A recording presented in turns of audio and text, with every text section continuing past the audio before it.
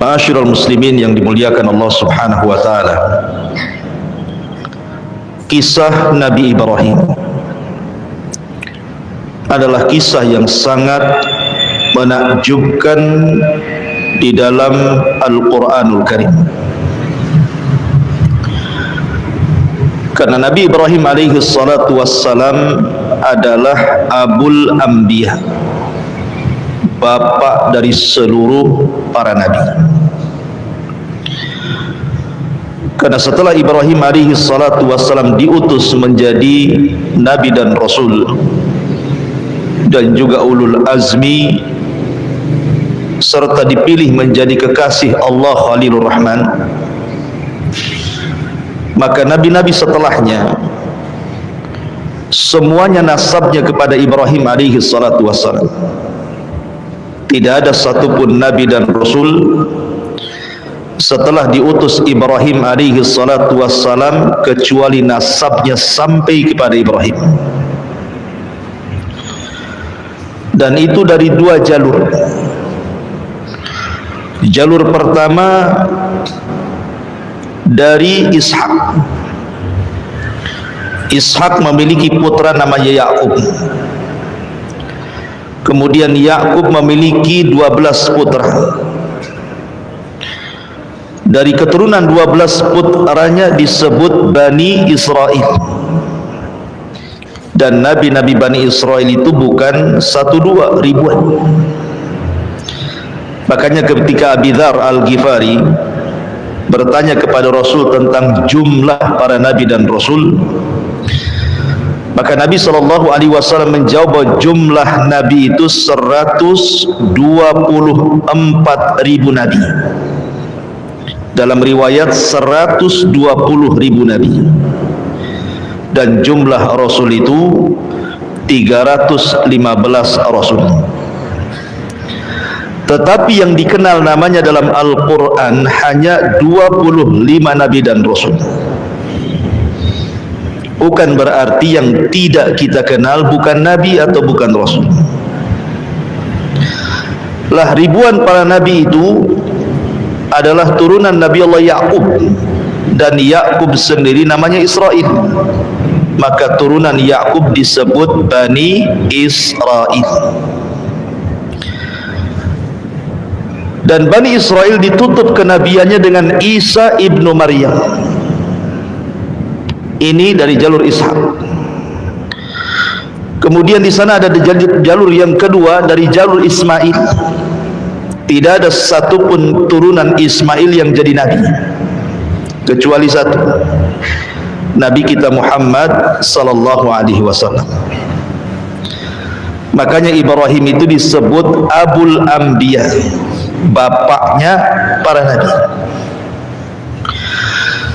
Al-Quran menyebut nama Ibrahim itu sebanyak 69 kali. Disebutkan di dalam surah Al-Baqarah 127, 125, 130, 132, 133, 135, 136. Kemudian disebutkan dalam surah Al-Imran 95, 97. Kemudian juga di Al-Baqarah juga 257, 258, 360. Kemudian dalam surah An-Najm ayat 37, An-Nisa 54, kemudian juga Al-Ankabut 31, Al-Imran 65, As-Saffat 104, 109, kemudian surah Hud 69, Sad 45, Hud 74, dan begitu seterusnya. Intinya sebutan Ibrahim dalam Al-Quran itu sekitar 69 di semua ayat-ayat dalam Al-Quran tersebar. Menariknya adalah Ibrahim ini adalah nabi yang dicintai semua agama. Orang Yahudi mengakui Ibrahim itu nabi mereka. Orang Nasrani mengakui Ibrahim itu nabi mereka. Bahkan orang musyrik sekalipun mengakui bahwa Ibrahim adalah orang mulia mereka, termasuk orang Islam. Bahkan saking cintanya kita kepada Ibrahim, selalu kita sandingkan dengan Rasul dalam setiap tasyahud. Kalau antum salat, ada namanya salawat Ibrahimiyah. Allahumma salli ala Muhammad wa ala ali Muhammad kama sallaita ala Ibrahim wa ala ali Ibrahim. Tapi apakah pengklaiman itu benar? Al-Quran membantah. Maka na Ibrahim Yahudiyan wala Nasraniyan walakin kana hanifan muslima wa ma kana minal musyrikin.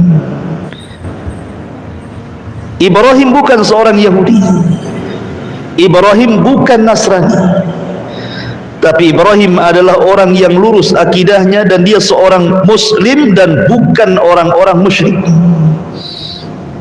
Jadi Ibrahim itu muslim. Tidak benar pengklaiman orang-orang Yahudi bahwa Ibrahim itu adalah Nabi Yahudi. Tidak juga orang Nasrani mengklaim bahwa Ibrahim adalah Nabi Nasrani. Karena Ibrahim bukan Yahudi, Ibrahim bukan Nasrani, Ibrahim juga bukan musyrik, tapi Ibrahim itu hanifan muslimah. Dia seorang muslim. Makanya Allah memerintahkan kita untuk mengikuti agama Ibrahim. Fattabi millata Ibrahim, ikutilah agama Ibrahim, karena itu adalah agama yang dibawa Nabi sallallahu alaihi wasallam. Dia adalah Abu Tauhid, bapaknya yang menegakkan tauhid. Ma'asyiral muslimin yang dimuliakan Allah Subhanahu wa taala. Kalimat Ibrahim, apa sih makna Ibrahim itu? Karena Ibrahim itu bukan bahasa Arab. Ibrahim itu bahasa Ibrani. Ada yang mengatakan Ibrahim itu artinya Abul Umam, bapaknya umat ini. Ada yang mengatakan Ibrahim itu Abu Rahim, bapaknya Ar-Rahim, yang memiliki kelembutan, karena dia orang yang pertama menjamu tamu dalam sejarah. Ada juga yang mengatakan makna Ibrahim itu artinya Abu Ar-Rafi, Bapa yang maha tinggi. Kita mengenal Ibrahim memang tidak ada dalam Al-Quran atau Sunnah Nabi SAW sejarah Ibrahim itu, kapan waktunya, bagaimana beliau besarnya, itu tidak dijelaskan. Tapi kita akan coba merunut Al-Quranul Karim dengan berusaha untuk mengambil petikan-petikan tafsir. Coba kita runut bagaimana kisahnya Ibrahim biar menjadi sebuah kisah, biar enak gitu ya. Ma'asyiral muslimin yang dimuliakan Allah Subhanahu wa taala. Ibrahim ini memiliki ayah dalam Al-Qur'an namanya Azar. Sebagaimana disebutkan dalam surah Al-An'am, wa idz qala Ibrahimu li abihi Azar. Ketika Ibrahim berkata kepada ayahnya Azar. Quran menyebutnya bahwa ayah Ibrahim itu namanya Azar. Tapi dalam Taurat nama Ibrahim, bapa Ibrahim itu namanya Tarah. Berbeda kalau Quran mengatakan Azar, kalau orang-orang Yahudi menyebutnya Tarah. Dan ada juga yang berusaha untuk menggabung bahwa nama ayahnya Azar, laqabnya Tarah. Tapi yang jelas kita ini punya kitab sendiri Al-Quran, maka kita memilih pendapat yang ada dalam Al-Quran. nama Ibrahim itu adalah Azar. Azar sendiri punya 3 putra. Pertama Ibrahim, yang kedua Nahur, dan yang ketiga Haran. Haran inilah ayahanda Nabi Lut. Jadi Lut itu keponakan Ibrahim. Adapun istrinya Sarah bintu Haran, sama-sama Lut bin Haran, Sarah bintu Haran. Tentu Haran di sini berbeda. Kalau Lut itu putra daripada Haran yang merupakan saudara kandung Ibrahim, berarti jatuhnya keponakan Lut itu. Tapi kalau Sarah itu, dia adalah saudara Azar, bapaknya itu saudara Azar, berarti Ibrahim dengan Sarah itu sepupu. Jadi pahami ya? Jadi Sarah istri Ibrahim itu sepupunya Ibrahim. Kalau Nabi Lut keponakannya Ibrahim. Lah Nabi Allah Ibrahim alaihi salatu wassalam dibesarkan, bahkan dilahirkan di Irak, di Babil. Dan Babil saat itu dipimpin oleh seorang raja zalim namanya Namrud. Al-Imam Mujahid beliau mengatakan bahwa di dunia ini ada 4 raja yang pernah menguasai hampir sebagian dunia. Ingat, ini raja dunia ya, bukan seperti Firaun, raja Mesir saja, bukan. Kalau Firaun itu bukan raja dunia, dia Mesir saja. Jadi 4 raja ini hampir menguasai dunia. 2 mukmin, 2 kafir. Adapun yang mukmin kata Imam Mujahid, pertama adalah Nabi Allah Sulaiman. Kekuasaannya hampir menyeluruh dunia. Kemudian yang kedua Dzulqarnain yang disebut dalam surah Al-Kahfi. Ini mukmin. Yang 2 kafir. Siapa yang kafir? Yang pertama Namrud, yang nanti kita akan kisahkan juga. Kemudian yang kedua Bukhtun Nasr, yang pernah membumi hanguskan Palestina dan membantai orang-orang Yahudi di zaman itu. Lah Ibrahim ini hidup di zaman Namrud. Dan kalau antum mendengar kisah Namrud, dialah manusia yang pertama kali bekerja sama dengan syaitan, dengan iblis. Dan dia yang membunuh bapaknya. Jadi bapaknya dibunuh oleh Namrud karena kerjasama dengan iblis untuk mengambil kekuasaannya. Jadilah Namrud raja dunia dan tidak pernah dikalahkan. Karena dalam riwayat Ismailiyat itu, Israiliyat, Namrud ini orang yang pertama kali mempelajari sihir kepada iblis. Walaupun ini perselisihan panjang para ulama, karena Al-Quran menyebutnya ada kisah Harut Marut. Tentu panjang lagi kisahnya dan banyak perselisihan ulama di sini. Ma'asyiral muslimin yang dimuliakan Allah Subhanahu wa taala. La Ibrahim dilahirkan di Babil, di Irak. Dan kala itu kaumnya adalah para penyembah berhala. Di antara mereka ada yang menyembah matahari. Di antara mereka ada yang menyembah bulan. Di antara mereka ada yang menyembah bintang-bintang. Di antara mereka ada yang menyembah patung-patung dan berhala. Bahkan di antara mereka ada yang menyembah Namrud, menyembah Raja Namrud. Jadi memang Ibrahim dilahirkan di tengah-tengah kesyirikan, ya, dan itu tantangan Ibrahim. Akan tetapi ma'asyiral muslimin yang dimuliakan Allah Subhanahu wa taala, Nabi Allah Ibrahim ini walaupun dia terlahir di tengah-tengah umat yang berbagai macam sesembahannya, tapi Allah memberikan fitrah kepada Nabi, kepada nabinya. Ibrahim dari kecil tidak pernah menyembah berhala, padahal bapaknya pembuat berhala, penjual berhala, penyembah berhala. Tapi Ibrahim tidak pernah sama sekali menyembah berhala. Sama dengan Nabi tidak pernah menyembah berhala, supaya tidak ada cacat. Di kemudian hari setelah dia jadi Nabi, kemudian ada kritikan, dulu kau juga menyembah berhala kan, begitu ya. Ibrahim tidak menyembah berhala.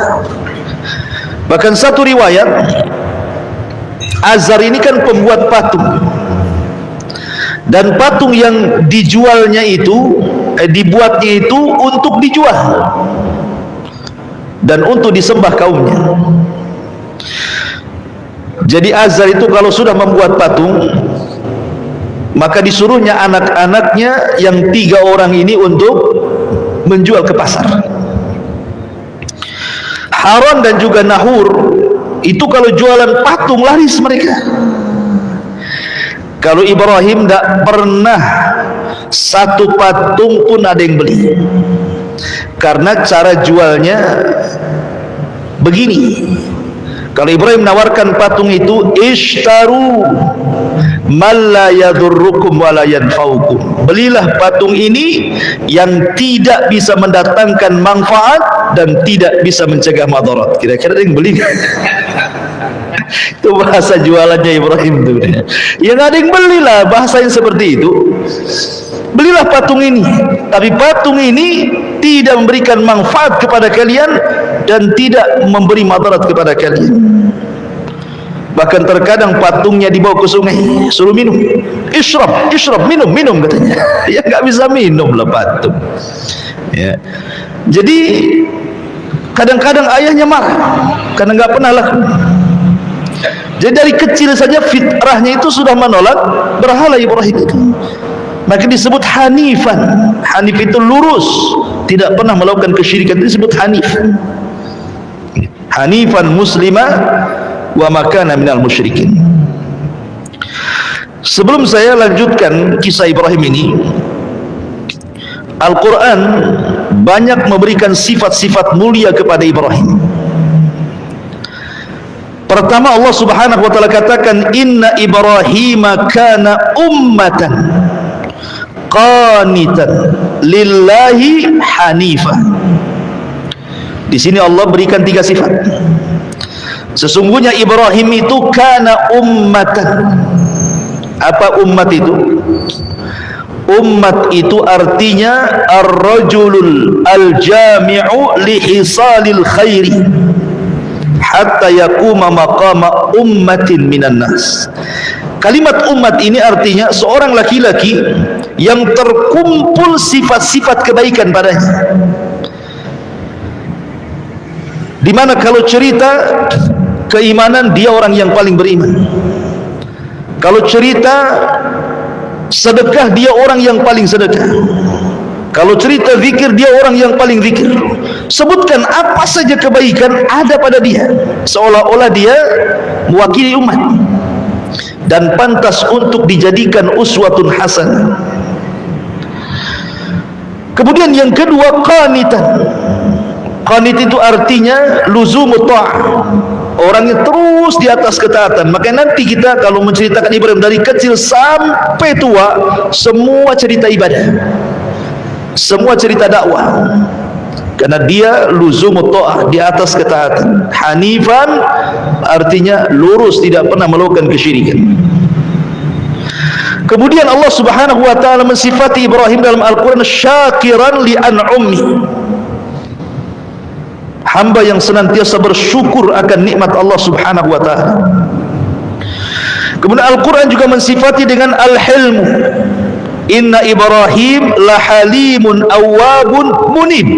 Ibrahim itu lahalim, orangnya lembut. Nanti kita lihat bagaimana dakwah dia ke orang tuanya, sangat lembut sekali, patut ditiru. Ya.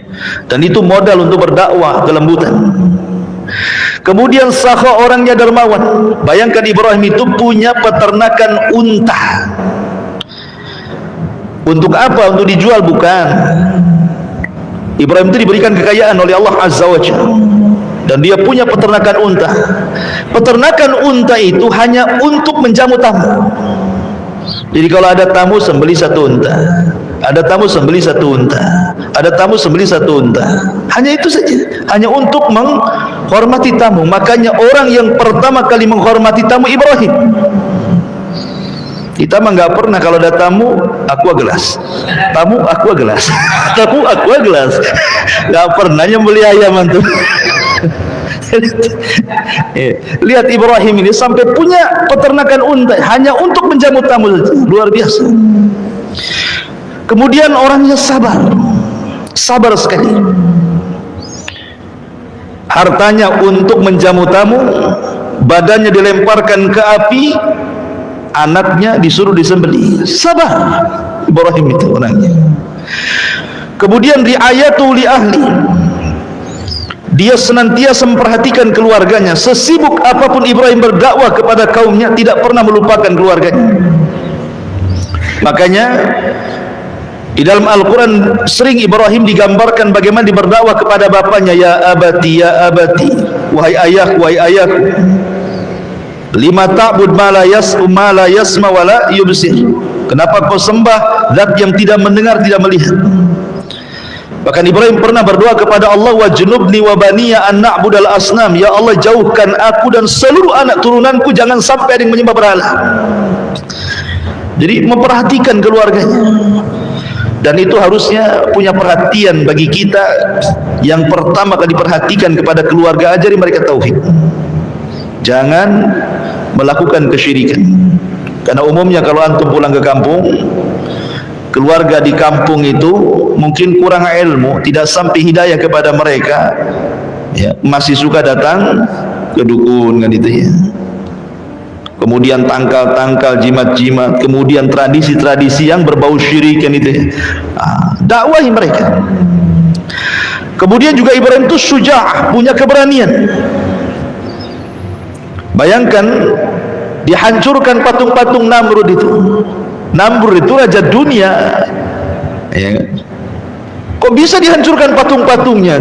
Kan kalau nggak berani nggak akan mampu tuh. Dia masuk ke daerah khusus di istana, tempat Namrud yang berhalanya, dihancurkan berhalanya. Kalau nggak punya keberanian nggak akan bisa. Ya, nanti kita jelaskan dan kita kisahkan. Dan Ibrahim disebut memiliki salamatul qalbi, sebagaimana Allah mengatakan idja'a rabbahu biqalbin salim.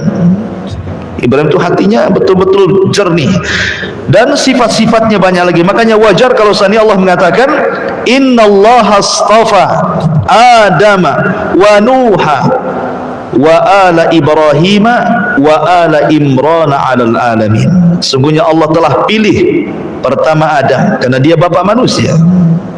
Kemudian Nuh karena dia rasul pertama.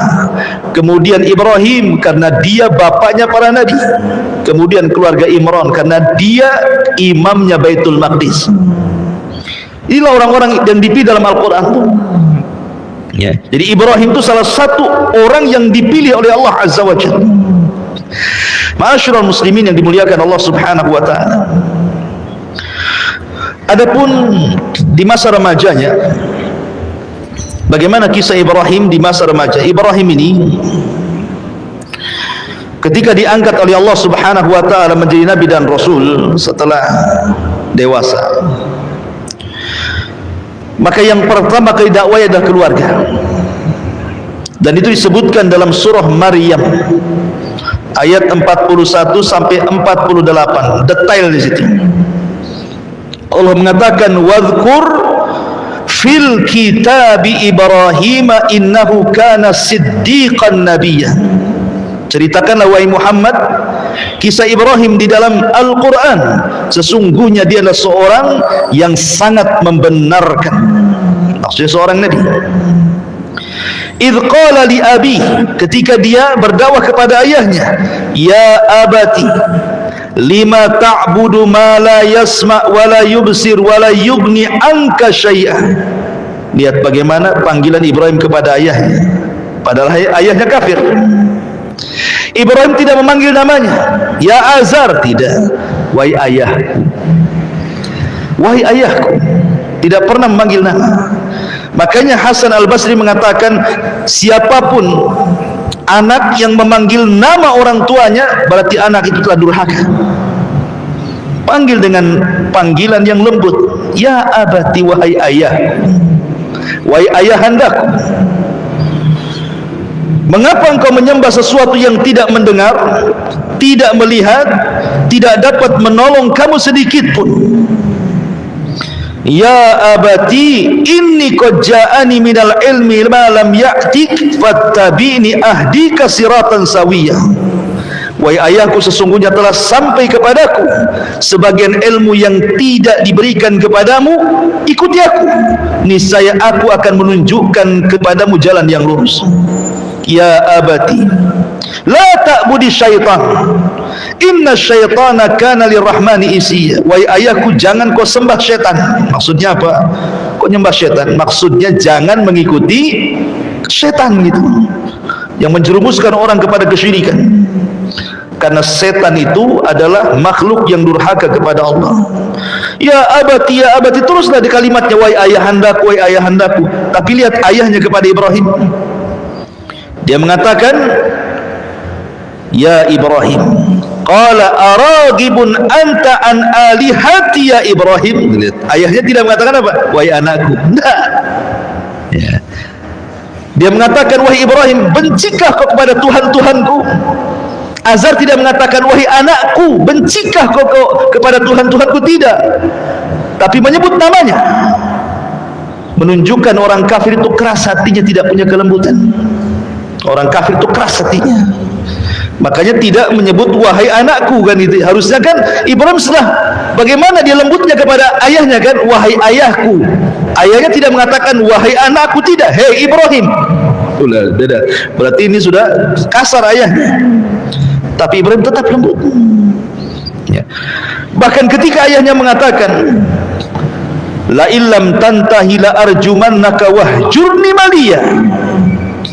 Kata bapaknya, hai Ibrahim, kalau seandainya kau tidak berhenti dari dakwahmu, pasti engkau akan kurajam.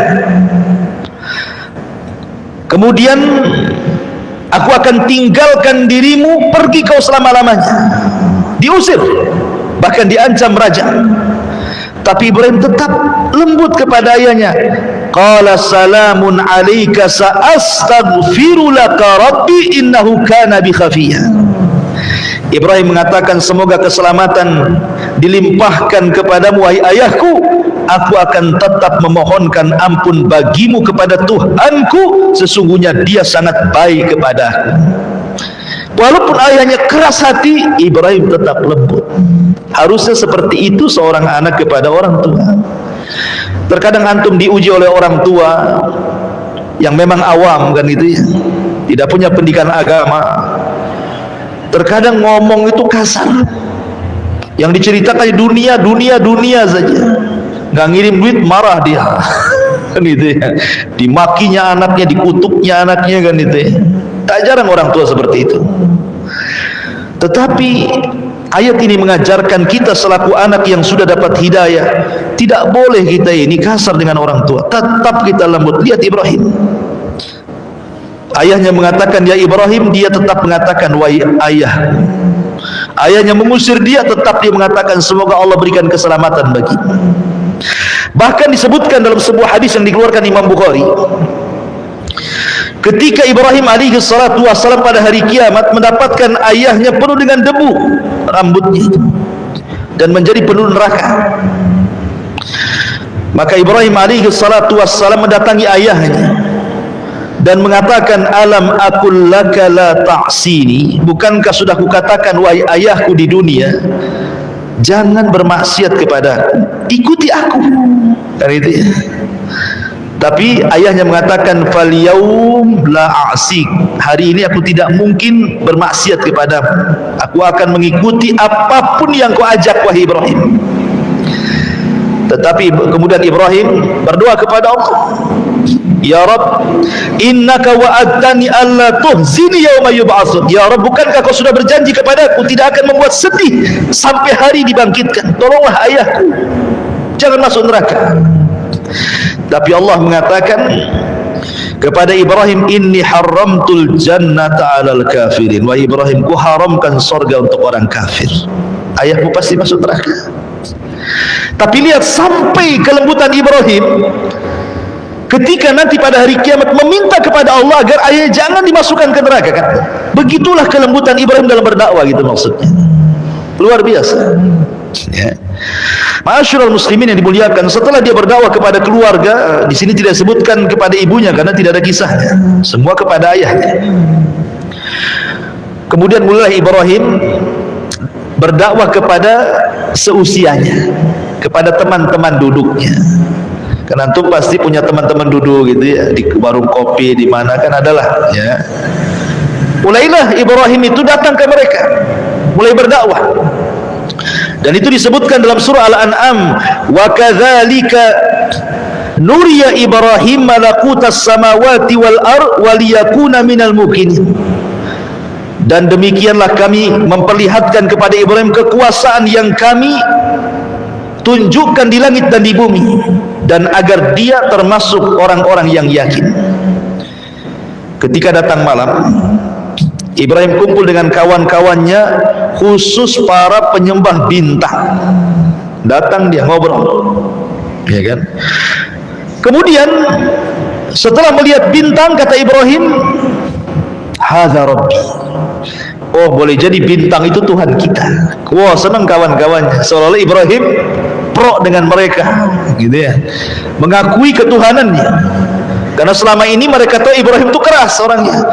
Oh, Ibrahim sudah mengakui bahwa bintang Tuhan kita. Terus Ibrahim ngobrol sampai pagi. Tiba-tiba bintangnya hilang. Apa kata Ibrahim? Qala la uhibbul afilin. Aku tidak suka Tuhan yang suka tenggelam, suka muncul, katanya. Kok Tuhan kadang-kadang tenggelam, kadang-kadang muncul? Ini Tuhan apa, katanya?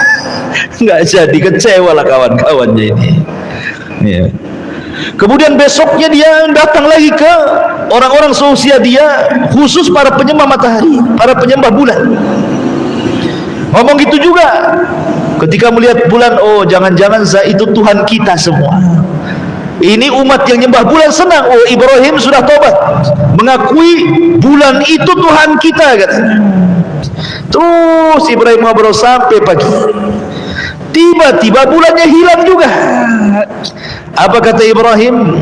Falamma afala qala la illam yahdini rabbi la akunanna minal qaumidh dhalim. Aku tidak suka lah Tuhan ini, kadang muncul, kadang tenggelam. Sungguh jika Tuhanku tidak memberikan petunjuk kepadaku, niscaya aku termasuk orang-orang sesat. Sama juga bulan dengan bintang, muncul lagi tenggelam lagi, muncul lagi tenggelam lagi. Tuhan apa ini, katanya. Kemudian setelah itu Ibrahim datang kepada umat khusus para penyembah matahari. Kemudian setelah melihat matahari, dia sedang ngobrol-ngobrol dengan para penyembah matahari, dia mengatakan, hadza rabbi hadza akbar. Oh, mungkin ini Tuhan yang benar, lebih besar dibandingkan matahari, bulan dan juga bintang. Ini lebih besar, jangan-jangan ini Tuhan kita. Oh, senang para penyembah matahari. Rupanya Ibrahim terus ngobrol sampai sore. Matahari pun tenggelam. Gimana Tuhan ini semuanya muncul tenggelam, muncul tenggelam, katanya. Maka Ibrahim mengatakan, qala ya qaumi inni bari'um mimma tusyriku. Wahai kaumku, aku berlepas diri dari kalian, dari kesyirikan yang kalian lakukan. Aku tidak akan nyembah Tuhan yang kalian sembah. Ibrahim seperti ini bukan berarti Ibrahim sedang cari Tuhan. Ibrahim ini konteksnya sedang berdakwah. Dia tahu Tuhannya Allah, tapi dia ingin berhujah kepada orang-orang yang menyembah bintang, menyembah bulan dan menyembah matahari, bahwa yang kalian sembah itu tidak benar, gitu maksudnya. Makanya Ibrahim masuk ke wilayah mereka, masuk ke wilayah sini, masuk ke wilayah sini, maksudnya kan, seolah-olah Ibrahim itu bagian dari mereka, untuk berhujah kepada mereka bahwa bintang, bulan, matahari itu bukan Tuhan. Makanya Allah mengatakan dalam surah Fussilat ayat 37, wa min ayatihi al-lailu wan-nahar wasyamsu wal-qamar la tasjudu lisyamsi wala lil-qamar wasjudu lillahilladzi khalaqahunna in kuntum iyyahu ta'budun. Dan dari tanda-tanda kuasa Allah ada malam, ada siang, ada matahari, ada bulan. Jangan kalian sembah matahari, jangan kalian sembah bulan. Sembahlah Allah yang menciptakan itu semuanya, kalau kalian betul-betul beribadah kepada Allah. Selesai berdakwah kepada yang seusianya, mulailah Ibrahim berdakwah kepada kaum secara keseluruhan, kaum Kaldaniyah. Allah Subhanahu wa taala berfirman dalam surah Al-Ankabut 16 sampai 18.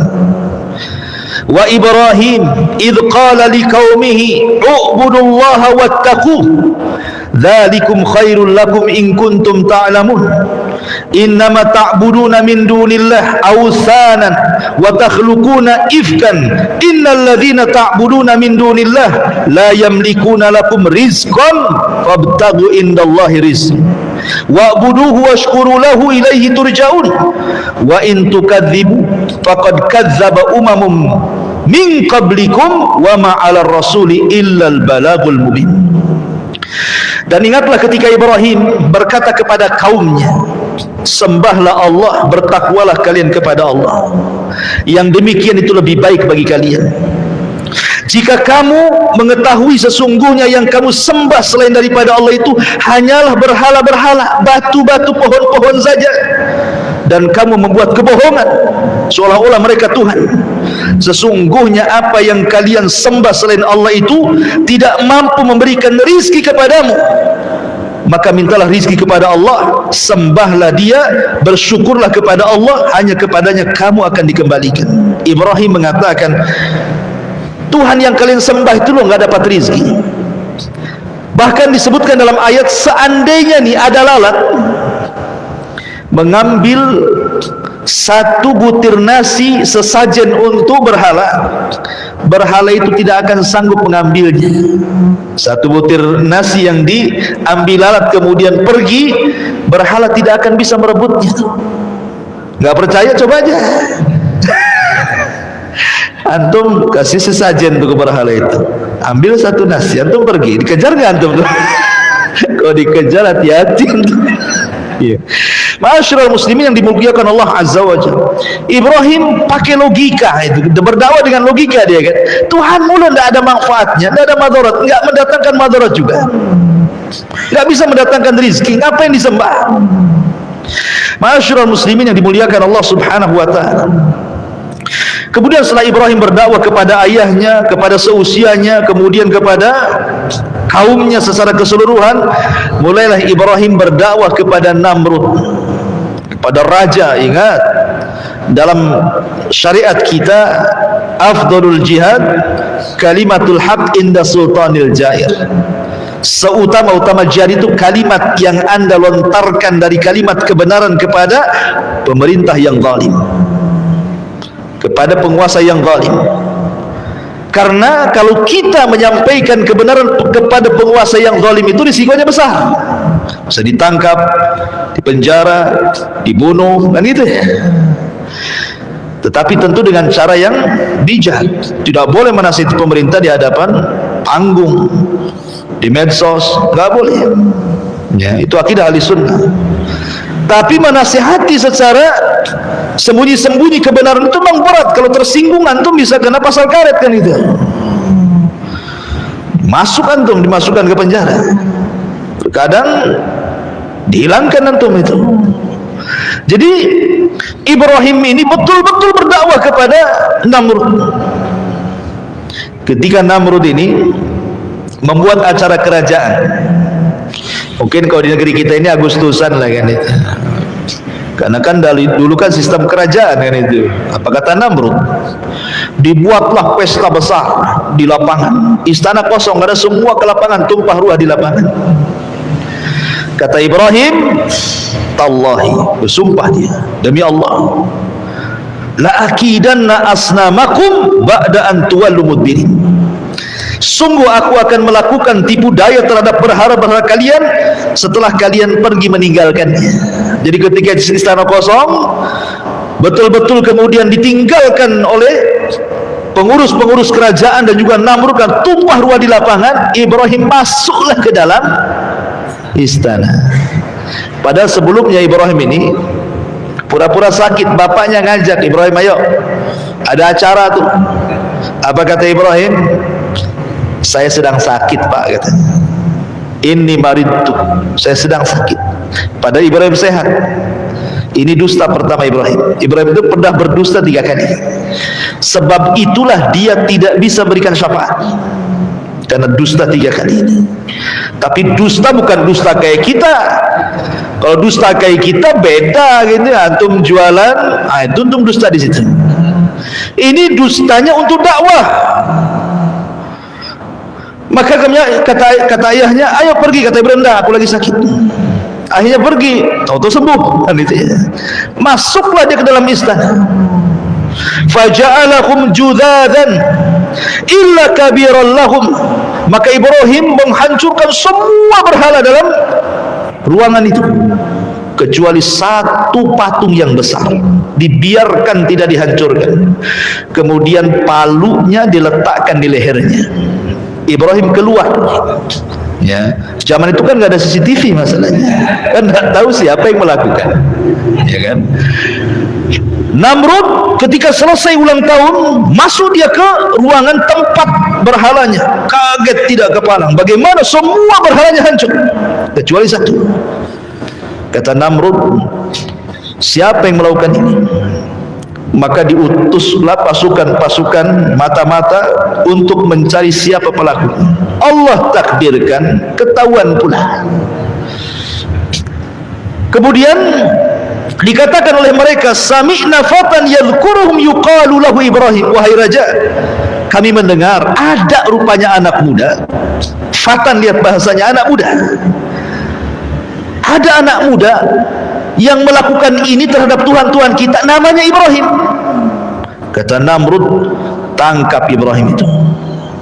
Maunya apa anak itu? Ditangkaplah Ibrahim, diinterogasi. Apa interogasinya? A anta fa'alta bi alihatina ya Ibrahim. Hei Ibrahim, kau ya yang melakukan ini semua. Kata Ibrahim, kejahatan itu kalau harus dibuktikan kan harus ada 2 alat bukti. Ini dia kalau di negara kita ya. Mana buktinya? Baik saksi atau tertulis katanya. Tak ada. Justru alat buktinya bukan ada pada saya. Kemudian menunjuk kepada patung. Sebenarnya yang melakukan bukan saya, itu loh yang melakukan. Lihat jarinya 1, 2, 3, 4 ngarah sama dia, jempolnya ngarah sama patung. Gitu loh. Ini namanya tauriah. Ya. Jadi Ibrahim mengatakan, no, yang sana no, gitu maksudnya ya. Padahal ini jari nunjuk ke dia kan, tapi jempolnya nunjuk. Kenapa demikian tauriahnya? Karena kalau antum megang palu, kalau antum pegang palu pakai jempol saja tidak akan kuat, ya kan? Tapi kalau antum pegang palu dengan 4 jari pasti kuat. Itu kan, paham ya? Sebenarnya yang melakukan itu ini loh, jari-jari 4 ini, ya. Tapi jempolnya ditunjukkan ke patung, gitu maksudnya. Itulah patungnya. Buktinya, alat buktinya ada di situ. Tuh palunya gantung di situ, gitu maksudnya. Sebenarnya Ibrahim itu bukan hendak menghancurkan patung. Buat apa dihancurkan coba? Oh, bapaknya pembuat patung, nanti dibuat lagi, dihancurkan lagi, dibuat lagi, sampai kapan? Bukan itu maksud Ibrahim itu. Ibrahim itu ingin membuka otaknya Namrud dan orang-orang yang menyembah berhala. Kalau hanya sekedar menghancurkan patung, besok dibuat lagi, dihancurkan, dibuat lagi, sampai kapan kan itu? Bukan itu tujuan Ibrahim, bukan. Ibrahim itu ingin membuka akal mereka bahwa itu bukan sesembahan yang hak yang kalian sembah. Makanya lihat, perhatikan. Kemudian mereka mengatakan,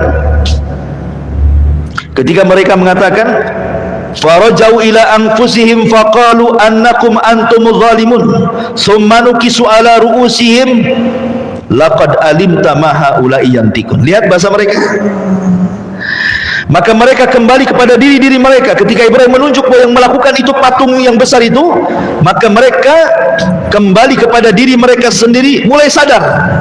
Lalu mereka berkata kepada sesama mereka, sesungguhnya kamulah yang mendolimi diri-diri sendiri. Kemudian mereka menuduhkan kepada menundukkan kepala, lalu berkata, hei Ibrahim, pasti kamu tahu bahwa berhala-berhala itu tidak mungkin bicara. Kamu ngomong yang salah itu yang besar sana, kata kaumnya. Ya tidak mungkin lah saya nanya dia, gitu maksudnya bahasanya. Masa saya nanya dia, kamu sudah tahu dia nggak bisa bicara, katanya. Itu kan sebenarnya dari situ bantahan bagaimana? Loh, kalau sudah tidak bisa bicara ngapain disembah, gitu maksudnya. Akhirnya qala Ibrahim mengatakan, afata'buduna min dunillahi ma la yanfa'ukum syai'an wa la yadurrukum uffil lakum wa lima ta'buduna min dunillahi afala ta'qilun. Kata Ibrahim, mengapa kamu menyembah sesuatu selain Allah yang tidak dapat memberi manfaat sedikit pun ataupun mendatangkan madarat? Celaka kalian, dan apa yang kalian sembah selain daripada Allah, mana akal kalian? Kata Ibrahim. Ketika hujah mereka kalah, maka mereka tidak bisa berhujah kecuali dengan cara lain. Mereka tidak bisa berhujah lagi di hadapan Ibrahim. Ketika mereka tidak bisa hujah, apa kata mereka? Qalu harriquhu wansuru alihatakum in kuntum fa'ilin. Maka serentak orang-orang mengatakan, bakar saja Ibrahim itu, bantu Tuhan-Tuhan kalian, katanya, kalau kalian betul-betul membela Tuhan kalian. Akhirnya kemudian Ibrahim pun diadili dan diputus harus dibakar. Akhirnya semua manusia dikumpulkan dalam satu lapangan, dan Raja Namrud meminta semua pasukan mencari kayu bakar. Bahkan setiap satu rumah harus membawa kayu bakar. Bayangkan, setiap rumah membawa kayu bakar. Setinggi apa tuh kayu bakarnya? Satu kota Batam setiap rumah bawa kayu bakar, taruh di Ibu Putri sana itu. Enggak muat Ibu Putri itu, kan itu ya. Dibakar sampai tinggi sekali tuh. Ibrahim belum dimasukkan supaya orang melihat, beginilah orang yang kurang ajar kepada Namrud bernasib sama dengan Ibrahim. Dibuatlah manjanik. Manjanik itu ketepel besar gitu, gitu ya. Jadi boleh ketepel taruh sini, Ibrahimnya lempar gitu. Dibuatnya ketepel, taruh di sini Ibrahim, kemudian disaksikan oleh orang banyak, dilempar betul-betul ke dalam lautan api itu. Di tengah-tengah antara ketepel dan api itu datang malaikat. Malaikat menawarkan pertolongannya. Jibril, Mikail, semua, bahkan Mikail menawarkan hujan biar padam tuh api itu. Tapi Ibrahim alaihi salatu wassalam mengajarkan tawakal yang kuat dan mengatakan, amma ilaika fala wa amma ilallahi fabala. Kata Ibrahim, adapun saya harus meminta pertolongan kepada kalian, oh tidak, tapi kalau kalian suruh meminta pertolongan kepada Allah, ya. Maka Ibrahim mengatakan, hasbunallah wa ni'mal wakil, ni'mal maula wa ni'man nasir. Cukuplah Allah penolong. Ketika Ibrahim masuk ke dalam api, semua binatang datang meniup supaya padam, kecuali satu binatang, tokek pula datang niup-niup supaya gede. Si tokek ini, semua binatang itu niup supaya padam, si tokek ini niup supaya besar. Makanya Nabi SAW memerintahkan untuk membunuh wazak, ya tokek dan sejenisnya lah ya, cicak, tokek, bahkan berpahala tuh. Sekali pukul mati pahalanya besar, ya. 2 kali pukul kurang pahalanya, 3 kali pukul kurang, dipukul-pukul gak mati-mati. Berarti cicak-cicakan nih. La haula wala quwwata illa billah. Makanya kenapa cicak itu sunahkan dibunuh. Apakah kemudian cicak sekarang ini menerima kesalahan tokek di zaman Nabi Ibrahim? Gara-gara tokek moyang saya gitu, saya yang kena imbasnya dibunuh. Tidak ada kaitan. Ya, memang itu perintah. Ya. Ketika Nabi SAW memerintahkan sesuatu untuk dibunuh, berarti memang ada madaratnya. Seperti kenapa Rasul memerintahkan untuk membunuh tikus. Memang tikus itu fawasik, binatang fasik, suka nyuri. Ya. Kalau jengking ular suruh dibunuh. karena memang binatang yang membahayakan. Ini ular pula dirawat sama orang. Kan ada tuh orang lawat ular yang gede-gede itu, tidur pula sama ular dia. Banyak kejadian lah orang rawat ular dipatuk ular pula dia mati. Ya. Dulu ada perempuan tuh nari ular, kena patuk mati dia. Gitu ya. Jadi memang suruh dibunuh kok malah dirawat pula. Kecuali binatang-binatang yang memang tidak boleh dibunuh, seperti kodok, nggak boleh dibunuh kata Rasul. Karena kodok ini salah satunya adalah dia untuk membunuh hama-hama padi. Kalau dibunuh padinya banyak ini kan. Ada pula sate kodok. Kodok tuh nggak boleh dibunuh.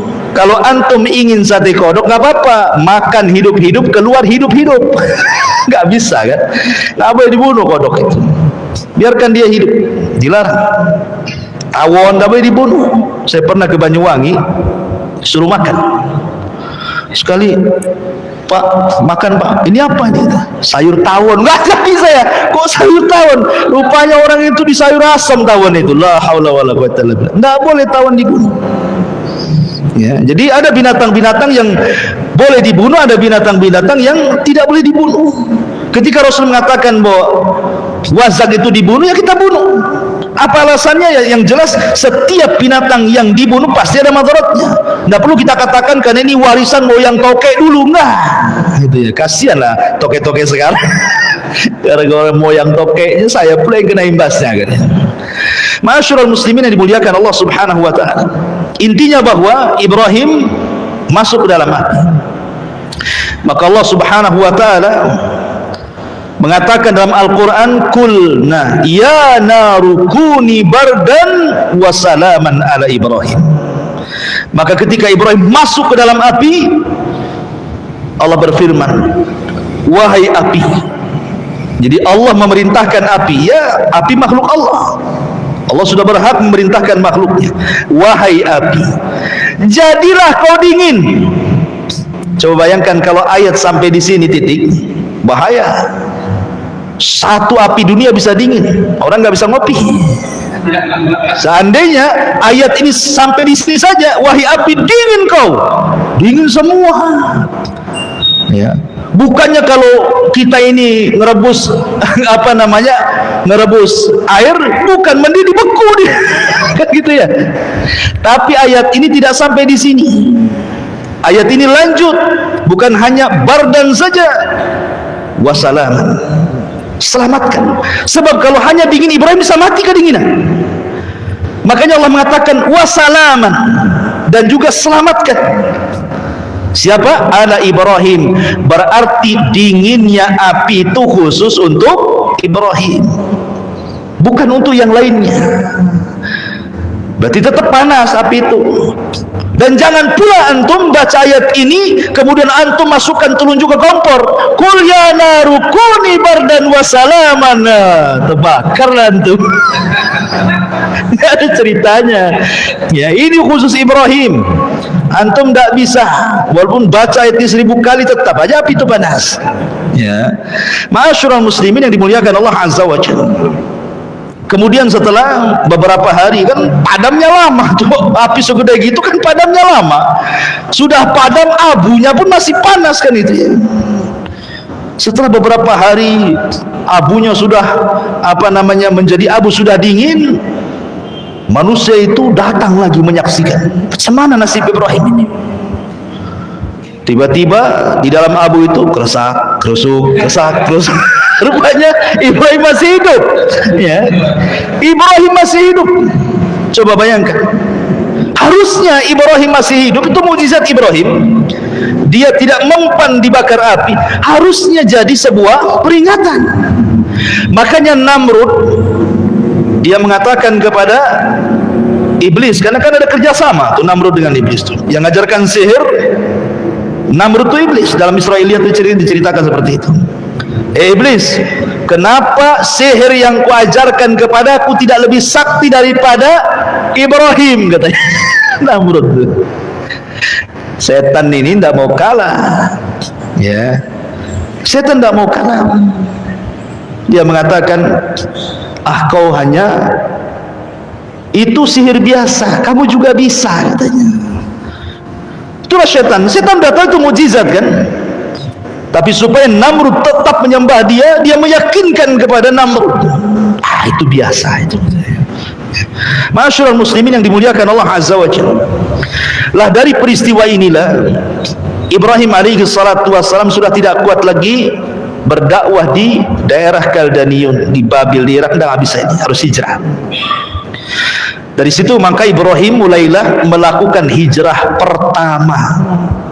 Tidak ada yang beriman di Irak kecuali 3 orang, istrinya Sarah dan Lut, ya, istrinya dan Lut adalah keponakannya. Hanya bertiga, Ibrahim, istrinya dan keponakannya. Itulah yang beriman. Semua kufur. Kemudian Ibrahim akhirnya hijrah ke mana? Ke Palestina. Setelah sampai di Palestina, ada yang mengatakan bahwa Ibrahim ini kan belum diberikan rizki oleh Allah Azza wa Jalla, masih mengadu nasib di Palestina. Apalagi ketika itu terjadi jadab. Jadab itu paceklik yang berkepanjangan, sehingga Ibrahim tidak bisa bertahan lama di Palestina, harus hijrah lagi ke negeri lain. Lah hijrahlah Ibrahim ke Mesir. Rupanya di Mesir itu rajanya zalim, Fir'aun di zaman Nabi Ibrahim itu. Fir'aun itu kan istilah raja Mesir. Jadi raja Fir'aun di Mesir di zaman Ibrahim itu zalim. Salah satu sifat buruknya adalah Sarah ini sudah dikenal kecantikannya. Bahkan ada yang mengatakan bahwa separuh kecantikan Hawa itu diberikan kepada Sarah, sebagaimana separuh ketampanan Adam itu diberikan kepada Yusuf. Karena Adam itu tampan. Makanya kita tidak terima kalau teori Darwin itu kita asumsi. Karena Darwin mengatakan bahwa asal muasal manusia dari kera, kan gitu. Kera cakep apa ganteng? Jelek kera pula. Enggak apa-apa, Darwin saja yang jelek. Kita orang Islam turunan Adam. Adam tuh cakep, separuh kecakapannya diberikan kepada Yusuf saja. Wanita-wanita bisa ngiris-ngiris jari itu dengan pisaunya. Lah ketika kemudian Ibrahim sampai di Mesir, Ibrahim mengatakan karena raja ini tabiatnya jelek, dia kalau melihat istri orang cantik gak terima, pasti dibunuh suaminya, diambil istrinya, ya. Makanya Ibrahim berbohong kedua kali. Tadi yang pertama berbohong di ibunya, di bapaknya, ngajak keluar bilang sakit. Yang kedua berbohong di raja, ketika mengatakan tuh patung itu yang nakal, aku ndak nakal katanya. Nah ini yang berbohong ketiga nih, ngomong sama istrinya, raja ini, kalau kau tahu kau istriku, kau akan ditangkap. Katakan kau saudariku. Tauriah juga maksudnya bukan saudari di sini, saudari beneran, maksudnya saudari seagama gitu maksudnya. Tapi katakan kau saudariku, dan jangan kau katakan aku suamimu. Katakan aku ini saudaramu. Tapi karena Sarah ini cantik memang, datanglah prajurit-prajurit raja ini, nggak peduli walau ngaku saudara, kalau cantik diambil, kan itu ya. Diambil akhirnya Sarah ini, dibawa ke istana. Ibrahim hanya bisa terdiam dan melakukan sholat. Nah, ini pentingnya, kata Rasul, kalau ada masalah sholat. Ibrahim lagi pusing dari istrinya diculik sama raja, sholat dia. Wasta'inu bis sabri was salat. Minta pertolongan dengan sabar dan salat. Datangkanlah Sarah ke hadapan raja. Namanya orang cantik. Ya raja sudah tidak sabar lagi. Ketika raja ini hendak menjamah Siti Sarah ini, disebutkan dalam sebuah hadis bahwa Sarah berdoa kepada Allah Azza wa Jalla. Dalam doanya Sarah mengatakan, ya Allah, lindungi aku, tahanlah kezalimannya kepadaku. Tiba-tiba ketika raja hendak mendekati Sarah, kayak orang setruk, tak bisa digerakkan tangannya. Kemudian raja mengatakan, berdoalah kau kepada Allah agar tanganku tidak seperti ini. Akhirnya Sarah berdoa, dibalikin lagi tangannya, sehat lagi. Setelah sehat mau lagi dia. Itulah kadang-kadang maksiat kan. Ya, kadang-kadang kita udah tobat nggak mau lagi. Balik lagi ke maksiat itu kan, itu ya. Itulah setan tuh. Ya. Mau jamah lagi, Sarah berdoa lagi, setruk lagi dia. Sampai 3 kali raja ini ketakutan. Dipanggilnya para prajurit yang nangkap Sarah ini. Apa kata raja? Hei, sini kamu, kusuruh kalian bawa orang, kau bawa setan pula ke sini, katanya. Ketakutan raja itu. Kusuruh kalian bawa orang, kalian bawa setan pula ke sini, katanya. Karena ketakutan raja, suruh nyingkir Sarah ini. Sebagai imbalannya dikasihlah Hajar. Hajar itu anak raja. Perang kalah, jadi tawanan Raja Fir'aun ini.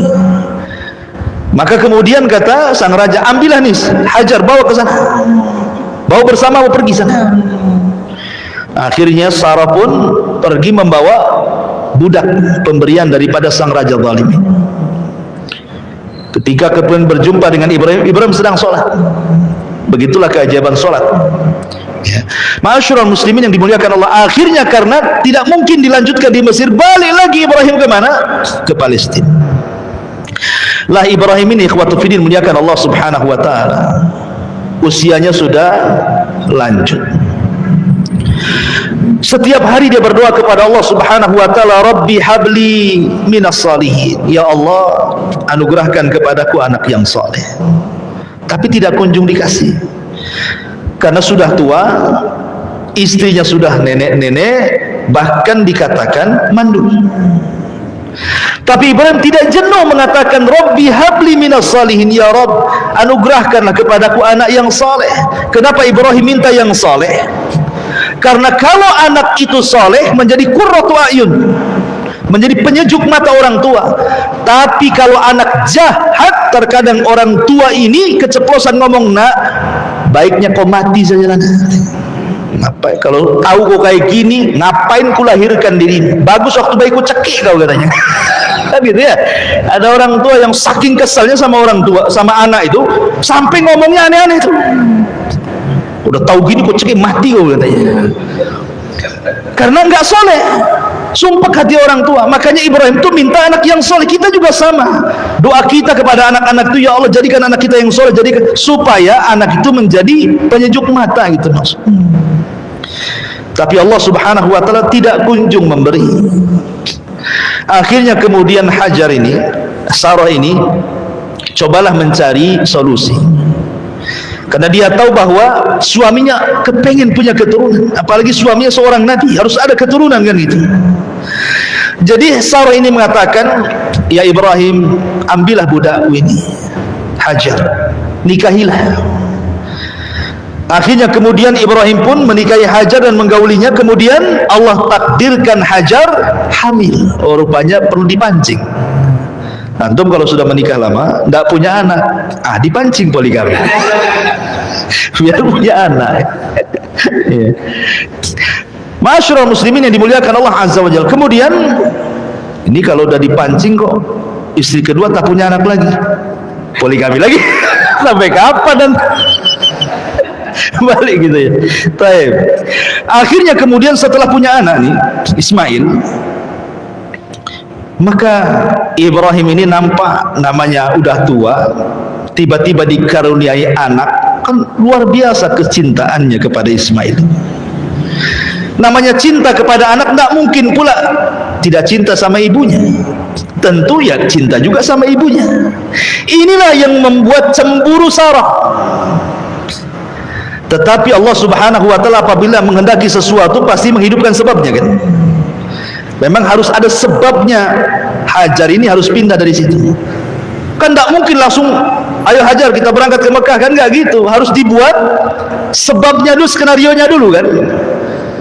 Jadi Sarah ini mulai cemburu karena Ibrahim ini selalu mendekati Ismail. Otomatis yang mendekati Ismail dekati ibunya juga kan gitu. Jadi terkadang Sarah itu mencari-cari Ibrahim ke sana kemari, nggak ada. Oh pasti dia sama Sarah. Saking cemburunya akhirnya dia memanggil Hajar, kemudian oleh Sarah Hajar itu bajunya diikat tali, kemudian ujung talinya diikat batu.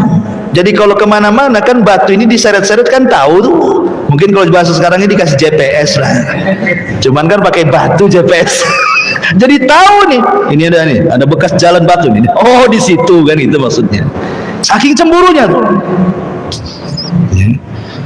Begitulah orang dulu.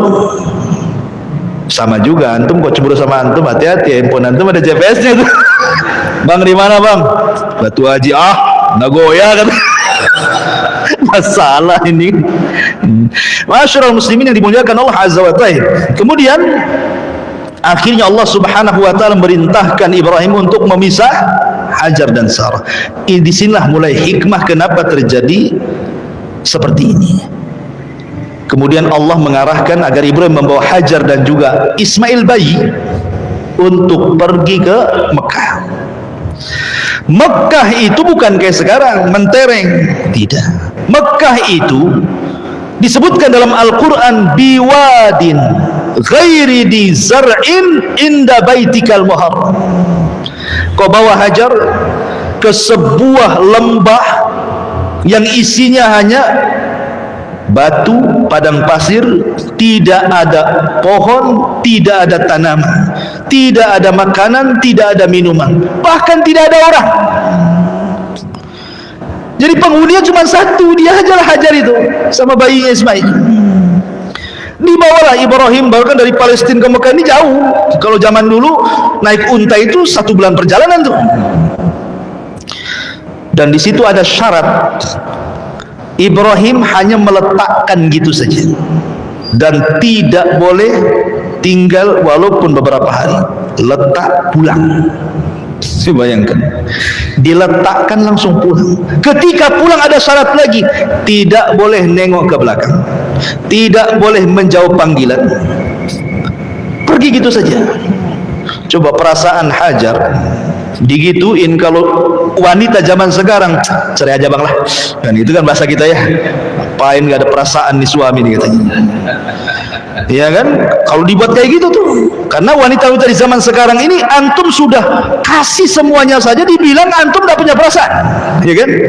Antum sudah kasih rumah, bulanan antum kasih, jajan antum kasih, anak pun antum kasih. Salah sedikit dibilang apa? Memang abang gak punya perasaan. Itu ya kan, istrinya gak berakal itu ya. Jadi ketika betul-betul diletakkan di gurun itu, Ibrahim dan pergi. Ya Hajar naluri perempuan, dia memanggil suaminya. Ya Ibrahim, ilaina tadhhab. Ibrahim mau pergi kemana? Kau tinggalkan kami di sini. Tapi Ibrahim kan sudah dibilang sama Allah, jangan nengok ke belakang, jangan jawab pertanyaan, pergi saja dia. Seolah-olah nggak punya salah kan gitu ya. Tapi itu perintah Allah. Hajar ini paham, yang namanya dia suami seorang Nabi, seorang Rasul, paham bahwa ini bukan kehendak suaminya. Dia tahu tabiat suaminya nggak kayak gitu. Pasti ini adalah perintah Allah ini. Ketika Hajar paham ini perintah Allah, apa kata Hajar?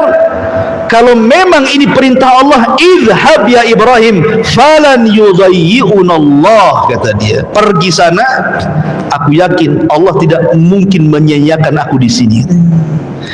Tawakalnya patut kita acungkan jempol. Tidak ada orang tawakal setawakal Hajar. Ditinggalkan di lembah, tidak ada orang, tidak ada tanaman, tidak ada tumbuhan, tidak ada makanan, tidak ada minuman. Antum saja safar ke Tanjung Pinang, hilang dompet, apa enggak stres antum? Udah kayak kiamat tuh kan, hilang tawakalnya. Baru dompet tuh yang hilang. Padahal dompetnya itu cuma isinya 200.000. Iya Ustaz, itu 200.000. ATM tuh ratusan ribu. Masyarul muslimin yang dimuliakan Allah Azza wa Jalla. Akhirnya Ibrahim pun pergi. Setelah Ibrahim jauh dan Sarah tidak bisa memandang dia lagi, baru Ibrahim berhenti. Baru Ibrahim menghadap Sarah dan anak yang ditinggalkan. Disitulah Ibrahim berdoa.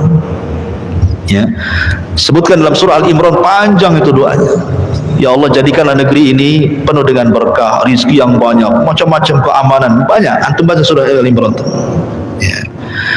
Kemudian Ibrahim pergi ke Palestina. Ini Hajar ini dengan Ismail hanya bawa bekal cukup 2-3 hari saja, habis itu habis. Nggak ada makan lagi, nggak ada minuman lagi. Ketika sudah 2 atau 3 hari, Ismail ini menangis karena haus, namanya bayi. Dan seorang ibu yang menyusui pun harus dia minum, harus ada nutrisinya kan masuk, supaya air susunya keluar kan itu. Terpaksalah dia mencari air. Lari dia ke bukit Sofa. Ada bukit Sofa. Dilihatlah dari bukit Sofa ke bawah. Kan orang kalau cari air kan cari ketinggian. Ya kan? Naik ke atas bukit tengok ada air enggak? Oh, rupanya ada bayang-bayang Fata Morgana di arah Marwah. Akhirnya dia lari ke Marwah. Nengok lagi ke arah Sofa. Bolak-balik sampai 7 kali putaran. Makanya jadi syariat sa'i dalam umrah atau dalam haji. Ketika ke-7 kalinya dia mendengar Ismail menangis, khawatir, maka dia langsung mendekati. Rupanya Jibril sudah berdiri di kakinya Ismail. Kemudian Jibril menendangkan kaki kecil yang Ismail ini ke tanah. Ketika ditendangkan ke tanah, keluar air. Saking senangnya nih Hajar ini melihat ada air muncrat dari tanah, langsung dia membuat bendungan. Zam. Nah, jadilah air itu Zam-Zam. Zam-Zam itu membendung artinya. Ambil tanah satu, jadi bendungan. Zam. Nah, jadi Zam-Zam lah sekarang. Ya, sampai sekarang air itu jadi air Zam-Zam. Ya. Ma'asyiral muslimin yang dimuliakan Allah Azza wa Jalla. Setelah kemudian ada air, kemudian bisa minum di situ, bayinya bisa minum, nggak ada makanan, nggak mungkin minum terus, harus makan juga orang. Karena sudah nampak air, datang burung. Ketika burung-burung datang ingin minum disitulah, itulah sebagai tanda bagi musafir. Ada suku Jurhum yang mereka kehabisan minuman, haus di tengah padang pasir, mencari air, nggak dapat. Rupanya dia lihat burung. Oh, di situ ada air. Kalau ada burung pasti ada air. Maka suku Jurhum ini, suku Yaman ini, mendatangi burung itu, ternyata memang ada air. Di situ ada seorang wanita dengan bayinya. Ini suku Jurhum kalau mau jahat bisa dibunuh Hajar itu. Untuk ngambil air kan gampang saja, cuma wanita saja. Tapi suku Jurhum itu ada dari kabilah Yaman. Dan Rasul mengatakan untuk ahli Yaman, ahlul Yaman itu araqul qulub, lembut hatinya orang Yaman itu. Ya. Makanya kemudian akhirnya minta baik-baik. Boleh nggak saya minum dari airmu? Kata Hajar boleh, tapi barter dengan makanan. Nah, disitulah dia bisa makan. Maka terjadilah barter minuman dan makanan. Akhirnya Allah jamin, betul kata Hajar, kalau memang ini perintah Allah, idzan lan yudayyi'una Allah. Inilah kata-katanya terbukti, ya kan? Kalau memang ini perintah Allah, wahai Ibrahim, pergi kau sana. Allah yakin tidak mungkin menyia-nyiakan saya di sini. Makanya nggak disia-siakan. Datang dengan sebab itu dapat makanan. Sehingga suku Jurhum itu akhirnya menjadi tempat singgah suku Jurhum di situ. Kalau dia safar ke sana kemari, singgahnya di situ. Lama-lama kemudian suku Jurhum ini meminta kepada Hajar, boleh nggak kami tinggal di sini? Berapalah satu kaplingnya. Akhirnya diizinkan tinggal 1 tenda, 2 tenda, 4 tenda, 7 tenda, 100 tenda. Jadilah kampung kabilah Jurhum di situ. Disinilah Ismail ketika mulai sudah bicara, maka dia belajar bahasa Arab kepada suku Jurhum. Dan dia orang yang paling fasih dibandingkan Jurhum itu sendiri bahasa Arabnya. Makanya Ismail disebut musta'rib. Arab itu terbagi 3. Ada al-Arabul Badiyah, ada al-Arabul Baqiyah, ada al-Arabul Musta'rab. Arabul Badiyah sudah musnah, itu kaum Ad, hilang sudah di zaman Nabi Hud, ya. Nabi Soleh, kaum Samud itu hilang semua itu, tidak ada turunannya. Kemudian Arabul Baqiyah itulah dari Qahtan, dari Qahtan. Kemudian ada Musta'rab. Musta'rab inilah orang Arab, orang bukan Arab tapi pasti berbahasa Arab. Itulah Ismail. Ya. Makanya Ismail bukan Nabi Arab. Nabi Arab itu cuma 4. 1 Hud, 2 Saleh, 3 Syuaib, 4 Nabi kita Muhammad sallallahu alaihi wasallam yang betul-betul lahir di Arab. Tapi Ismail kan lahirnya di Palestina. Dia orang Palestina dia. Ya kan, baru hijrah ke Mekah kan itu. Belajar bahasa Arab kepada suku Jurhum, akhirnya pandai bahasa Arab dan menikah dengan suku itu. Ya, dengan suku Jurhum, dan punya anak sampai turunnya kepada Rasulullah. Jadi Arab dulu itu yang menguasai Jurhum sebelum perang dengan suku lain namanya Khuza'ah. Suku Jurhum ini masih mengikuti agama Ibrahim dan Ismail, mentauhidkan Allah, karena Ismail berdakwah kepada mereka jadi muwahhidun, orang-orang yang bertauhid. Dijajahlah sama Khuza'ah, kalah Jurhum ini. Karena ditakut kalau seandainya Zam-Zam dikuasai mereka, ditimbun pula Zam-Zam sama suku Jurhum. Ketika mereka balik ke Yaman dikuasai Khuza'ah, maka Zam-Zam hilang. Baru diketemukan di zaman Abdul Muttalib. Dialah yang menemukan Zam-Zam yang dipendam Jurhum itu. Ya, kita kembali ke kisah. Jadi setelah Ismail kemudian bergaul dengan suku Jurhum, kemudian juga sudah dewasa, Allah mengatakan dalam Al-Quran, falamma balagha ma'ahu sa'ya. Ketika Ibrahim usianya sudah sampai sa'ya. Sa'ya itu artinya sudah bisa diajak bicara, dikatakan usianya sudah antara 10 sampai 15 tahun. Ya sudah remaja ya. Sudah bisa diajak bicara, dimintai bantuan, diajak diskusi, kan itu usia-usia 10 tahun sampai 15 tahun kan sudah bisa lah orang tua berbicara itu, ngajak bicara itu. Ibrahim ini tidak pernah ketemu dengan Ismail sekian tahun, udah belasan tahun tak pernah ketemu.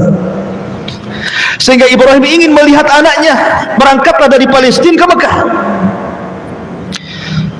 Di malam hari sebelum keesokan harinya dia berjumpa dengan Ismail, mimpi pula Ibrahim ini. Dalam mimpinya dia menyembelih putranya Ismail, betul-betul disembelih. Ibrahim pun ketika terbangun dia termenung. Bagaimana tidak? Ini bala ujian berat, ikhwan, ya kan? Sudah lama tidak punya anak, akhirnya Allah berikan anak, kemudian anaknya sudah besar, tahu-tahu mau disembelih. Ini kan ujian besar kan gitu ya. Termenung Ibrahim, tapi karena memang mimpinya para nabi wahyu, mau tidak mau ini adalah perintah. Antum jangan samakan mimpi antum dengan mimpi Ibrahim. Jangan pula antum mimpi nyembelih anak, besoknya ambil pisau pula antum. Mimpi antum dari setan. Kalau mimpi nabi itu dari Allah. Jadi terpaksalah dia harus ngomong. Ketika besoknya ketemu Ismail, oh senang, namanya bapaknya dalam enggak ketemu, istrinya juga, suaminya enggak ketemu, kan senang. Maka Ibrahim kemudian harus ngomong walaupun berat. Dibawanya Ismail ke tempat yang lain, dijauhkan dari ibunya. Kemudian ayahnya ngomong baik-baik. Dia mengatakan, qala ya bunai inni ara fil manami anni azbahuka fanzur madza tara. Wahai anak, bapakmu semalam tidur bermimpi, dalam mimpi bapakmu menyembelih dirimu, fanzur madza tara, bagaimana pendapatmu? Lihat, seorang bapak tidak boleh diktator sama anak. Kan ada tuh orang bapak kalau anaknya salah aja udah main tampar, main maki, main awas kau ya, oh, udah main awas kau aja tuh ya. Tapi diajak ngomong baik-baik. Harusnya seperti itu seorang bapak pada anak, diajak ngomong baik-baik anaknya, diajak diskusi ya. Libatkan diskusi. Menurut adik gimana ya bagusnya, padahal jelas-jelas kalau dia berpendapat pun tidak bermutu ya pendapatnya, tapi untuk ngajari dia berpendapat, apa salahnya? Kalau nak, menurut kamu gimana? Nggak apa-apa. Seperti Ibrahim ini ngajak diskusi kan, fangdur madzar, menurutmu gimana nih? Tapi Ismail ini anak dari Hajar yang tawakalnya kuat, anak daripada Ibrahim yang Khalilur Rahman. dia tidak bercanda, tidak ngasih muqaddimah, dia langsung mengatakan, ya abatif alma tu'mar satajiduni insyaallahu minas sabirin. Oh, mantap di jawabannya. Wahai bapak, lakukan saja. Kalau ini perintah Allah, lakukan saja. Insya Allah engkau akan dapati aku termasuk anak yang sabar. Lihat bahasanya. Ismail tidak mengatakan if'al ma turid, lakukan apa yang kau mau wahai ayahku. Tapi bahasanya if'al ma tu'mar, lakukan yang diperintahkan. Sebab kalau bahasanya lakukan apa yang kau mau, berarti bukan perintah Allah, ini kemauan bapaknya. Tetapi ketika bahasanya tu'mar, ini perintah, berarti tahu Ismail ini perintah Allah, bukan kemauan bapaknya. Dan lebih hebatnya lagi, Ismail mengatakan insya Allah. Insya Allah ini seolah-olah Ismail ingin mengatakan, wahai ayahku, kalau aku redho untuk disembelih, kau juga redho untuk menyembelih, Allah pun redho aku disembelih, pasti kau dapati aku termasuk anak yang sabar. Tapi seandainya aku redho disembelih, kau juga redho siap menyembelih, tapi Allah tidak redho, ini tidak akan menjadi anak yang sabar. Makanya bahasanya insyaallahu minas sabirin. Ya, itulah bahasa Quran luar biasa. Jika Allah berkehendak, kan itu ya, pasti kau akan dapati termasuk hamba Allah yang sabar. Ismail tidak pernah dia menyekat kalimat itu. Maksudnya tidak ada kata-kata muqaddimah. Pak, itu kan mimpi. Enggak lah kan, enggak ngomong gitu kan. Pikirkan, anakmu satu-satunya. Kan enggak ada kan kalimat itu. Anakmu tuh si mata wayang. Kau mau bunuh bantai aku juga. Kan itu. Nanti kau tak punya anak lagi gitu. Tak ada. Ismail ngomong langsung, tegas, jelas. Wahai bapakku, kalau ini perintah Allah, lakukan. Insya Allah anakmu termasuk anak yang sabar. Tidak main tunggu Ismail, pergi dia, datang ke rumahnya, pamitan ke ibunya, ambil tali dan pisau, bergegas dia datang ke ayahnya. Kata Ismail, ya, ini tambang untuk mengingat badanku.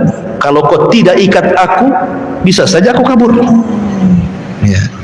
Ini pisau sudah kutajamkan, sebab kalau tidak tajam, maka akan lama untuk menyembelihku. Ketika kau sembelih, aku minta 3 syarat. Sembelihlah di tengkuk, jangan di leher. Sebab kalau di leher, engkau akan memandang wajahku, kau kasihan tak jadi. Kalau di tengkuk, otomatis wajahnya terpendam. Yang kedua, sing-singkan baju. Jangan sampai ada satu darah menetes di bajumu. Kalau ibuku tahu, dia akan sedih. Dan yang ketiga, segerakan sembelihannya. Akhirnya Ibrahim pun betul-betul lah dia letakkan pisau. Betul-betul sudah dijalan-jalankan, sampai sudah digini-ginian pisau itu. Subhanallah, Allah buat tumpul pisau itu. Sebagaimana Allah menjadikan tongkat Nabi Musa ular, sebagaimana Allah jadikan api Ibrahim tidak membakar, Allah pun bisa membuat pisau tajam jadi tumpul. Jadi tumpul, tidak bisa disembelih gini ini. Ketika betul-betul kesungguhan Ibrahim menyembelih putranya juga tidak bisa-bisa, tiba-tiba Allah subhanahu wa ta'ala berfirman, wa nadainahu ayya Ibrahim qad saddaqta ru'ya. Tiba-tiba dari langit ada panggilan dari Allah, Ibrahim, engkau sudah membenarkan mimpimu. Seolah-olah apa? Engkau sudah lulus ujian. Kau sudah lulus ujian. Kenapa Ibrahim sampai melakukan seperti ini coba? Dan kenapa Allah pula memberikan bala seperti ini? Kenapa ujiannya enggak yang lain saja? Kenapa harus menyembelih gitu ya? Kan banyak ujian, kenapa harus ini maksudnya? Ibrahim itu diuji oleh Allah subhanahu wa ta'ala soal kecintaan. Karena biasanya ketika orang cinta kepada Allah, contoh nih antum ketika belum ada pekerjaan, rajinlah antum ke pengajian, ramailah pengajian itu.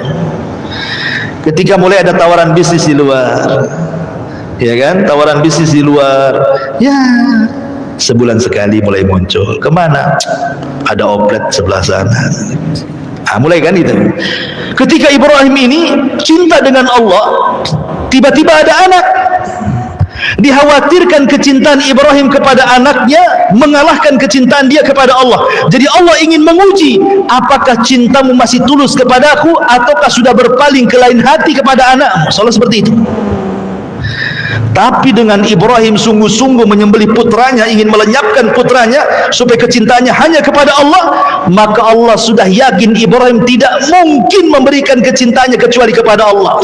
Sejak itulah disematkan kalimat Khalilur Rahman. Khalil itu kekasih, dia lebih tinggi dibandingkan al-hub. Hub itu cinta, khullah itu cinta lebih daripada khullah. Namanya ada Habib, ada Khalil. Khalil itu di atasnya Habib. Dia kecintaan yang murni kepada Allah Subhanahu wa taala. Itu alasannya. Makanya Allah mengatakan inna kadzalika nuzil muhsinin. Begitulah kami akan membalas dengan balasan yang baik. Karena ini ujian berat, makanya Allah sampai memberikan taukid penguat dalam ayatnya, inna hadza lahuwa al-bala'ul mubin. Lihat, Allah sampai membuat 3 penekanan. Inna, sesungguhnya. Kalimat sesungguhnya kan penekanan tuh. Inna hadza, ini lah adalah taukid lagi, 3 penguat dalam ayat ini. Sesungguhnya ini benar-benar sungguh-sungguh ujian yang berat bagi Ibrahim. Memang ujian berat, tapi Ibrahim lulus. Lulus dia, predikat kaum Lut. Lulus. Ya. Makanya karena kelulusannya itulah Allah mengatakan wa fadainahu bidzibhin adzim. Allah turunkan kambing dari surga. Kata Abdullah ibn Abbas, warnanya putih dan gemuk dan bertanduk. Jadi kalau antum cari korban yang gemuk, yang bertanduk, yang putih. Tapi kalau Rasul suka warnanya amlah, putih, ada campuran hitam. Kalau kambingnya Ibrahim putih semua, ya kan? Kalau korban itu cari yang gemuk. Kalau yang gemuk pasti mahal. Makanya kalau ingin korban sudah nabung hari ini untuk tahun depan. Jangan udah dekat-dekat korban sibuk cari utangan. Pasti dapat kurus itu, nggak dapat gemuk. Gitu ya. Jadi kalau antum mau korban yang tabung dari sekarang kan gitu ya, untuk tahun depan pasti dapat gemuk, dapat jantan, dapat warna yang bagus. Karena kalau mahal itu semua ada kan itu. Kalau murah antum mau cari yang mana? Kadang-kadang udah jelas-jelas bawa 5 juta, ada pula harga 3 juta, yang 2 juta dimasukkan lagi. Udah ini aja katanya, murah katanya. Kita sedang bermuamalah dengan Allah, ikhwan, bukan bermuamalah dengan orang. Karena kurban ini yang sampai kepada Allah bukan daging, bukan darah, tapi takwanya kita kepada Allah. Langsung cerita. Lanjut cerita, kemudian Ibrahim menyembeli domba itu. Makanya Allah mengatakan dalam ayat yang lain, wa taraknahu lil akhirin, dan cerita Ibrahim ini akan menjadi sebuah cerita bagi orang-orang setelahnya. Makanya setiap datang kurban pasti cerita Ibrahim, karena akan menjadi cerita bagi orang-orang setelahnya. Setelah itu maka Ibrahim pun balik lagi ke Palestina. Kemudian setelah itu meninggallah Sarah. Ketika meninggal Sarah, dia balik ke Mekah, kemudian membangun Ka'bah bersama Ismail dan tinggal di Mekah. Bahkan ketika meninggal Hajar, dia menikah lagi. Ya. Sampai akhirnya ketika Ismail alaihi salam sudah tua, beliau menikah dengan salah satu wanita Jurhum. Masalahnya akhlaknya jelek wanita yang pertama ini. Ketika Ibrahim ingin tahu istrinya seperti apa, dia datang ke rumahnya. Asing ngeluh saja istrinya itu. Karena suka ngeluh istrinya tidak tahu kalau itu ayahnya Ismail. Kan tidak pernah tahu kan mukanya. Dan istrinya pun tidak tahu itu ayahnya. Ibrahim hanya ingin menguji tentang kesabaran istrinya. Tapi istri pertama Ismail itu banyak ngeluh. Ya. Dan sifatnya perempuan kan ngeluh ya, biasanya. Akhirnya kata Ibrahim, sampaikan kepada suamimu, ghayyir atabatababik, ganti tangga yang menuju rumah depan, itu saja. Pergi dia. Datang Ismail, cerita istrinya, bang, tadi ada orang tua begini, tahu-tahu dia berwasiat kepadamu, ghayyir atabatababi, suruh ganti tangga menuju tempat depan rumahmu. Kata Ismail, oh kamu tidak paham, itu ayahku. Berarti dia menyuruh aku untuk menceraikan kamu. Diceraikan istri pertama. Ketika para pembesar Jurhum mengetahui bahwa Ismail ini menceraikan istrinya karena buruk akhlaknya, maka para pembesar itu kan banyak anak-anak perempuan ditawarkan. Sudah nikah dengan anak saya aja, menikah dengan anak saya saja. Dapatlah istri kedua yang sangat baik sekali. Tapi Ibrahim masih tetap ingin nguji. Dia datang. Kemudian istrinya dilihatnya baik sekali, nggak ada keluhan sama sekali. Kemudian dihidangkan makanan dan minuman, kambing dan juga air zam-zam. Maka setelah itu Ibrahim makan daging kambing, minum air zam-zam. Kata Ibrahim, Allahumma barik lakuma fi syarabikuma wa ta'amikuma. Ya Allah, berkahi makanan keduanya dan minuman keduanya. Sejak Ibrahim mendoakan daging kambing dan juga air zam-zam, sejak itulah kambing dan zam-zam menjadi berkah sampai hari ini. Makanya orang Mekah walaupun makan kambing nggak akan kolesterol, nggak akan darah tinggi, nggak akan kumat asam uratnya, nggak akan.